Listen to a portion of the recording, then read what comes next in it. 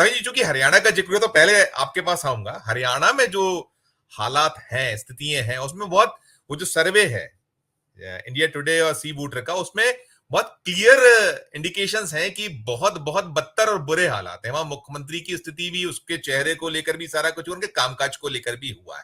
जो फैक्टर्स ये सारे के सारे हैं एक, और दूसरा वहां दीगर दलों की हम बात करें, यदि हम बसपा की बात करें, हम आईएनएलडी की बात करें, या आपने भी कहा हुआ है, इन सब के संदर्भों में क्या कुछ देख पा रहे हैं? क्या आप पाते हैं वो सर्वे को लेकर और साथ साथ इन सब फैक्टर्स के साथ? जी नमस्कार सभी को पैनलिस्ट को भी और तमाम दर्शकों को भी मेरा नमस्कार। बिल्कुल ठीक बात है सर। जो एक तो सर्वे के बारे में थोड़ा सा उसमें कुछ जो त्रुटिपूर्ण मुझे लगा, मैं उस पर भी आपके ध्यान थोड़ा जी सा आकृष्ट जी करूंगा। जी जी एक उस सर्वे में कहा गया कि मुख्यमंत्री जो है उनके बारे में ठीक था, लेकिन सरकार के बारे में बताया गया कि सरकार 22% लोग सरकार के कामकाज से खुश हैं और 19% नाखुश हैं, और उसके बाद 40% लोग जो है वो बहुत नाखुश हैं, है ना। तो ये कुल मिला के केवल 81% होता है, जबकि 100 में से अगर हम लोग जोड़ते, मुझे लगता है 20% लोग जो बच गए वो नाखुशी वाले ही हैं। तो उसको आप जी 60% बिल्कुल नाखुश मान लें, और जी जो 19 जो कम संतुष्ट हैं वो भी इधर का ही मान लो, तो केवल 22% लोग हैं जो सरकार के कामकाज से खुश हैं, 78% लोग उसके खिलाफ। एक बात। दूसरा, उस सर्वेक्षण में दो तीन चीजें और गिनाई गई। एक, उसमें से सबसे अहम बताया गया कि केवल 2% लोग हैं जिनके लिए किसान आंदोलन बड़ा है। अब संजीव जी, हरियाणा में जहां पर 13 महीने आंदोलन चला, इसकी जमीन पर 750 किसानों की शहादत हुई, हरियाणा का कोई ऐसा गांव नहीं है जहां से चंदा ना दिया गया हो, कोई ऐसी पंचायत नहीं है जहां से लोग इस आंदोलन में शामिल होने के लिए नहीं आए हों, कोई ऐसा घर नहीं है जहां से घी या दूध नहीं दिया गया हो, इस आंदोलन में बैठे किसी को सब्जी दी गई हो। उस इलाके में केवल 2% लोग आज उस चुनावी मुद्दा बनाएंगे उसको। 3% भ्रष्टाचार वो इस सर्वे में दिया गया। 3% भ्रष्टाचार लोगों को चाहते हैं। एचपीएससी जो सबसे बड़ा अफसरों की तैनाती करता है हरियाणा में, उसके दफ्तर के भीतर, बाहर नहीं, उसके दफ्तर के भीतर उसके सेक्रेटरी के घर पर करोड़ों रुपए, उसके दफ्तर में करोड़ों रुपए बरामद हुए। जिस इतना बड़ी घटना जहां पर घट जाए, उसमें क्या भ्रष्टाचार केवल 3% लोगों को प्रभावित कर रहा है?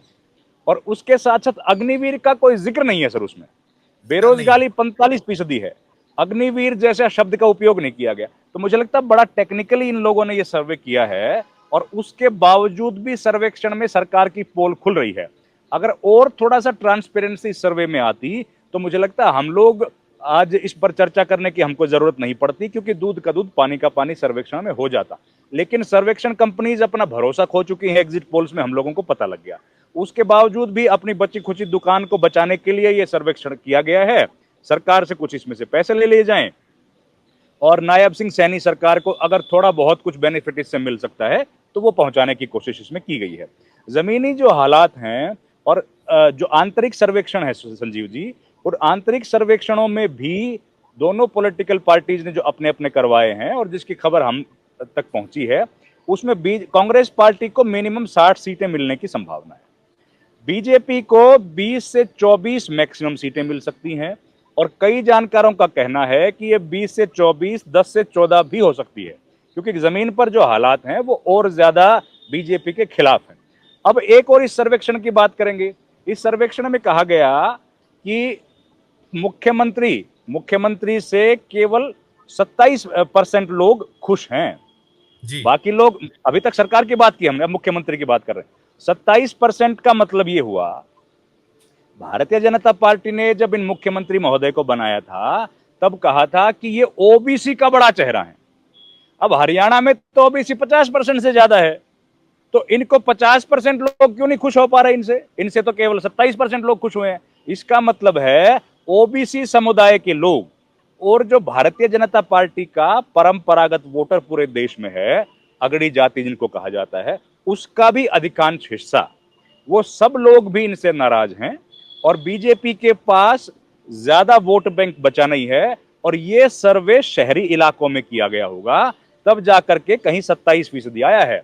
अगर ये सर्वेक्षण गांव में जाके किया जाता तो इसकी हालत और गंभीर होने की संभावना थी। इसलिए बीजेपी की स्थिति खराब है। 2 दिनों से प्रदेश कार्यकारिणी प्रदेश की जो इलेक्शन कमेटी है उसकी बैठक गुड़गांव में चल रही है। उसमें से खबरें आ रही हैं कि 50% तक विधायकों की और जिन्होंने पिछली बार चुनाव लड़ा था उनकी टिकटें काट दी जाएंगी। जी।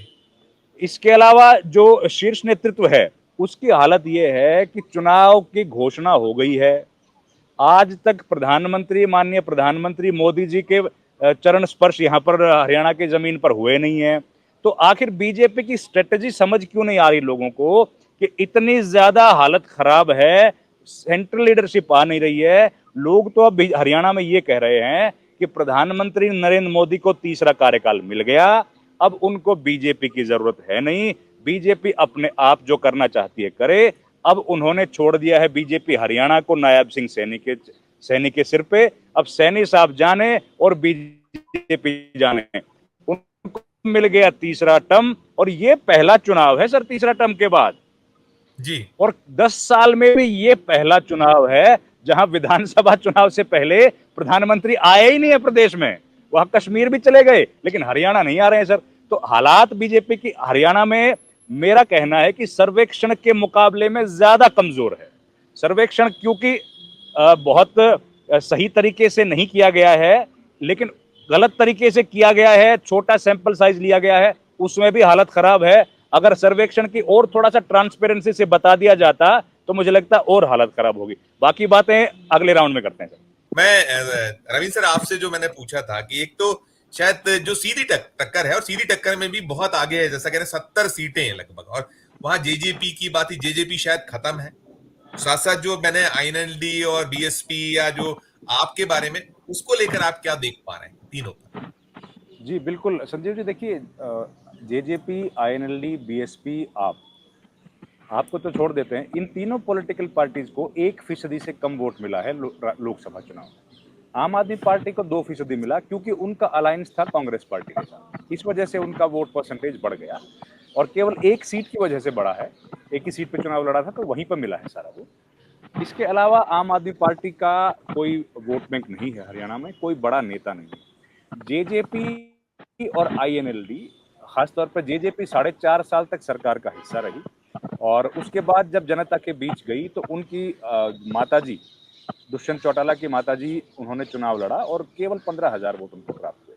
हिसार वो लोकसभा क्षेत्र से लड़ी हैं जहां पर 2014 में दुष्यंत चौटाला चुनाव जीते थे। हिसार वो लोकसभा क्षेत्र है जहां से सबसे ज्यादा सीटें जेजेपी ने 2019 में जीती थी और इस बार उनको इतनी करारी वहां से हार मिली है कि 1% से कम पूरे हरियाणा में वो लोग वोट पे सिमट गए। तो वो तो थर्ड फ्रंट के नाम पे कुछ नहीं है, उन लोगों के पास अब ताकत नहीं बची है। ये चुनाव मेरी जानकारी के हिसाब से हरियाणा में बहुत करीब 2 दशक के बाद इतना सीधा बाईपोलर इलेक्शन हरियाणा में देखने को मिल रहा है। इसके पहले ऐसा चुनाव बहुत पहले हुआ होगा। इस बार जेजेपी, आईएनएलडी और बीएसपी, ये तीनों पार्टीज अपने अस्तित्व के लिए लड़ रही हैं। इन तीनों में अगर बात करें, चारों में, बल्कि आम आदमी को भी जोड़ें, तो इन चारों में सबसे बेहतर स्थिति में आईएनएलडी है, जिनका कम से कम 2 विधानसभा क्षेत्रों पर ठीक ठाक प्रभाव है और वहां से उनके जीतने की कुछ संभावनाएं बन सकती हैं। एक एलनाबाद का विधानसभा क्षेत्र जहां से अभय चौटाला फिलहाल विधायक हैं, और एक जो है यमुनानगर से जुड़ा हुआ जगाधरी का एक विधानसभा क्षेत्र है जिसमें करीब 40% पॉपुलेशन जो है वो मुस्लिम समाज की है और वहां से जो कैंडिडेट चुनाव लड़ते हैं आईएनएलडी के, वो इनके रिश्तेदार हैं अभय चौटाला के और मजबूत उम्मीदवार हैं, वहां से वो पहले भी चुनाव लड़ते हैं। इसके अलावा इनकी स्थिति हरियाणा में कमजोर है। अगर कोई मजबूत नेता इनकी पार्टी को ज्वाइन कर लेता है कांग्रेस या बीजेपी से, जिसको टिकट ना मिले, तो एक आध सीट और बढ़ने की संभावना बन सकती है। मैं इसमें जोड़ रहा हूं, क्या किरण चौधरी वाला एंगल को कैसे देखा जाए, जो उनको भेजा गया है, उस पर भी कुछ आप टिप्पणी साथ कर दीजिएगा।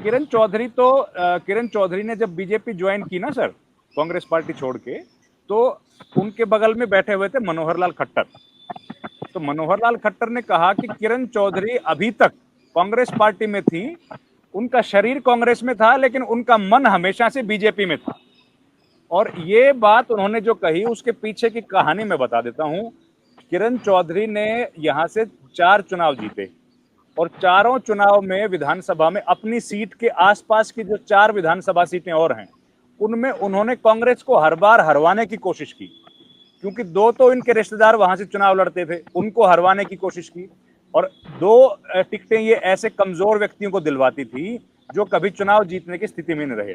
तो पहली बार किरण चौधरी तो खुल के बीजेपी के साथ आई हैं, इसके पहले वो अप्रत्यक्ष तौर पर बीजेपी में थी। तो कांग्रेस को तो इसका इनके जाने का बिल्कुल फायदा होगा, और किरण चौधरी को लेने से बीजेपी का नुकसान हो गया, क्योंकि जो लोग बेचारे लंबे समय से दरिया वहां बिछा रहे थे, अब वो दरियों के रेट बढ़ गए, लेकिन उनका कोई रेट पार्टी में बढ़ा नहीं है। तो इस बात से वो बीजेपी के कार्यकर्ता खासे नाराज हैं कि कल जो बाहर से आई हैं उनको इतना बड़ा सम्मान दे दिया और उनको आज तक किसी पद पे चेयरमैन तक नहीं बनाया गया है। तो ये उनके लिए घाटे का सौदा हो गया।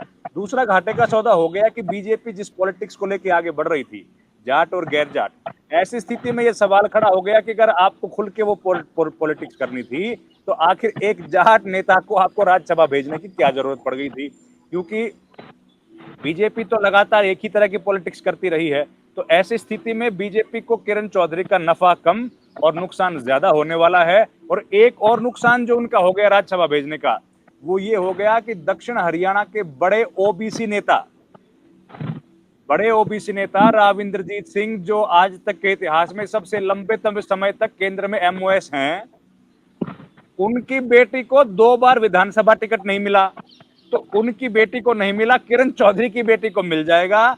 तो अब बीजेपी के लिए तकलीफ ये बढ़ रही है कि वो किस तरह से कहेगी कि वो अब गैर जाट की पॉलिटिकल पार्टी है। और लोग ये कहने लग गए हैं कि किरण चौधरी की बेटी को टिकट देना तो बन गया है राष्ट्रवाद, और राव इंद्रजीत की बेटी को टिकट देना बन गया परिवारवाद। तो इससे निपटना बीजेपी के लिए थोड़ा सा दिक्कत वाली बात हो गई है। जी संजीव जी।